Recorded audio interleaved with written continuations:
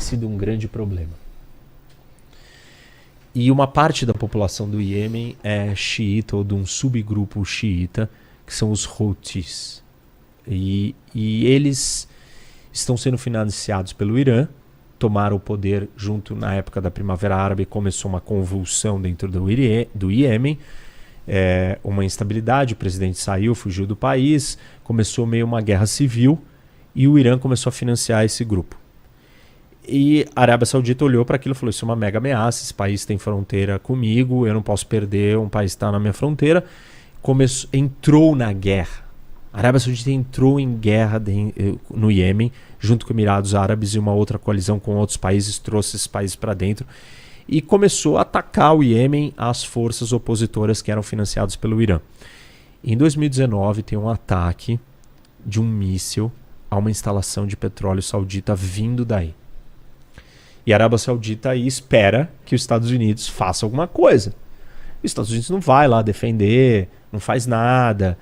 E a Arábia Saudita começa a perceber que ela está numa situação complicada, porque o Irã está ficando muito forte, ela precisa se abrir para o mundo. Como é que ela vai atrair investimento internacional se ela está em vias de entrar numa guerra com o Irã? Ainda mais com a questão do programa nuclear iraniano. Então a Arábia Saudita recua e fala assim, eu preciso fazer a paz com o Irã. Por quê? Porque eu preciso de investimento. Eu não posso ter essa ameaça de que o Irã vai me atacar. Eu preciso fazer um acordo com o Irã.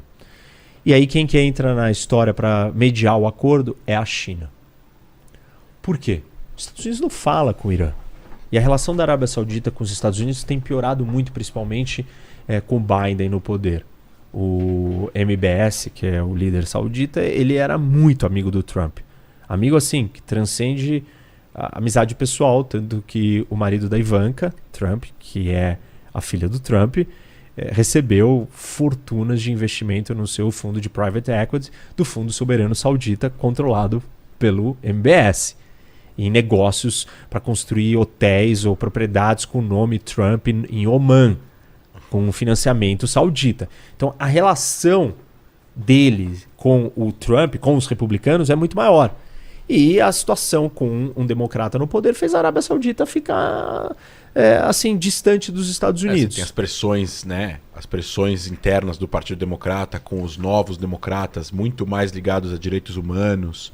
Isso. E menos ligados aos interesses americanos eventualmente na região, mas mais ligados a direitos humanos. A ligação de uma ditadura fundamentalista com o presidente americano que é democrata, vai vir um monte de gente dentro do partido e começa a brigar com o Biden falando, escuta, não tem como você ter uma relação de amizade com um cara que é um ditador e matou e esquartejou um jornalista numa embaixada. Isso, esse é um ponto importante, né? A Arábia Saudita matou um jornalista americano, na verdade ele é um saudita dissidente, que é um jornalista, foi para os Estados Unidos, do Washington Post. Nossa. Na Turquia. E ele foi morto dentro da embaixada saudita na Turquia. E assim, a Turquia chega, e esse é um pouco da postura da Turquia mudando o seu jeito de ser, e vira e fala assim, faz uma investigação e fala, foi a Arábia Saudita. Foi o MBS que mandou matar. E aí os Estados Unidos também ficam muito incomodados com o que aconteceu e relatam, a CIA solta, o Biden solta um relatório da CIA dizendo que foi ele que mandou matar, foi o MBS. E isso causa, estremece demais a relação com a Arábia Saudita. Bom, quem é que pode fazer o acordo com o Irã? Os Estados Unidos não falam com o Irã. E aí a China fala. Porque a China tem uma relação com o Irã já de longa data e com a Arábia Saudita também cada vez mais forte. Porque a China precisa de petróleo. E hoje a China é o maior comprador do petróleo saudita. Muito mais que os Estados Unidos, disparado. E o Irã também. A China compra muito do Irã. Então a China sempre teve uma relação com o Oriente Médio baseada nos seus interesses econômicos. Pura e simplesmente. Eu preciso da matéria-prima, eu não tô nem aí, é ditadura, não é? Bom, também sou, né? Então tá tudo bem. E nunca se preocupou com nada além disso. Manteve sempre essa relação puramente econômica e comercial. Só que a China está preocupada que ela não pode ter o seu abastecimento de petróleo abalado por uma briga entre a Arábia Saudita e Irã, por causa do programa nuclear iraniano, a Arábia Saudita se juntando, se aproximando de Israel, preocupada que o Irã tem a bomba, vai se juntar com Israel para atacar, de repente, ou ajudar Israel a atacar o Irã, alguma coisa desse gênero. E aí a China entra na história e fala, olha, então eu vou mediar. E assinam-se um acordo de normalização das relações diplomáticas entre Irã e Arábia Saudita. Qual é o próximo passo disso? Não é só abrir embaixada, mas é combinar que um não vai atacar o outro, é combinar que eles vão chegar num consenso ou num desfecho para a guerra no Iêmen, que eles vão parar de financiar os seus grupos em lugares diferentes, que eles vão ter uma certa paz. Óbvio que a pergunta é, o Irã vai cumprir com isso? E eu, particularmente, acho que não. Paquito às vezes dorme. Tava no mapa há muito tempo, por isso que eu chamei. E aí eu acho que o Irã não vai cumprir. China... Óbvio que não vai cumprir. A China não vai forçar o Irã a cumprir, porque a hora que a China vê se tocar, ela vai falar, tá bom, como é que eu forço agora? A China não tá tão envolvida. Mas é um passo diferente, porque a China tá ali se mostrando como um ator político. E muita gente tá olhando falando assim, pronto, os Estados Unidos perdeu espaço. Os Estados Unidos, como eu disse, não quer mais estar ali. Esse é um dos pontos. O outro ponto é que sim, os Estados Unidos não tem mais domínio absoluto sobre tudo que acontece no Oriente Médio.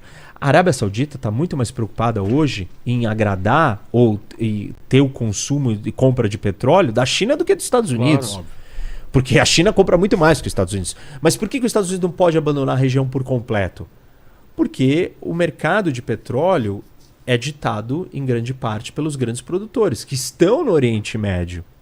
Então uma guerra, uma instabilidade, um problema gigante lá dentro, os Estados Unidos vai ter que ir lá. Resolver não só pelo petróleo que ele precisa, que é muito menos hoje, mas porque isso vai afetar a Europa, vai afetar a economia do mundo inteiro, vai afetar o Japão, vai afetar a Índia, vai afetar todo mundo. Pra você ter uma ideia, o segundo e o terceiro maior compradores de petróleo saudita é a Índia e o Japão. Se você somar tudo que a Índia e o Japão compram, dá menos do que a China compra da Arábia Saudita. Então, essa é uma nova dinâmica. E tá todo mundo olhando para isso. O que vai acontecer? Quem saiu ganhando, quem saiu perdendo? Os Estados Unidos saiu perdendo. A Arábia Saudita saiu ganhando. Irã saiu ganhando. Israel saiu perdendo ou ganhando. Tem argumento para todo lado. A gente pode ficar aqui mais uma hora falando disso. Mas... eu acho que assim... Eu acho que Israel perde.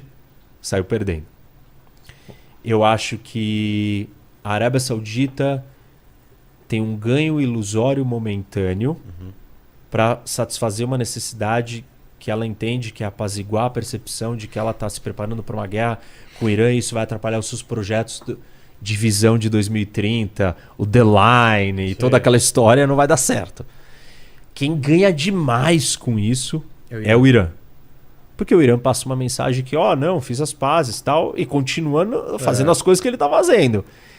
E a China... assim, ela é muito pragmática. Ela é pragmática, mas ela passa uma mensagem de que, eu tenho influência, olha o que eu estou fazendo. Os chineses, os ideólogos do Partido Comunista Chinês de plantão já vieram. Olha lá, a China fez um acordo, a China está resolvendo os grandes problemas do mundo. Calma, a história é longa. Os grandes problemas do mundo vão ser resolvidos quando resolver o problema nuclear, quando acabar a guerra da Síria, quando acabar a guerra do Iêmen. Os grandes problemas do Oriente Médio, liderados e causados por Arábia Saudita e Irã, só vão ter sido resolvidos pela China quando esses dois países chegarem num acordo. E eles não chegaram ainda. Então é muito cedo para dizer que a China conquistou alguma coisa.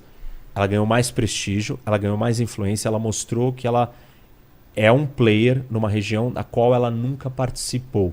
Sempre a disputa foi entre União Soviética e Estados Unidos pela influência lá dentro e a China ficou em segundo plano.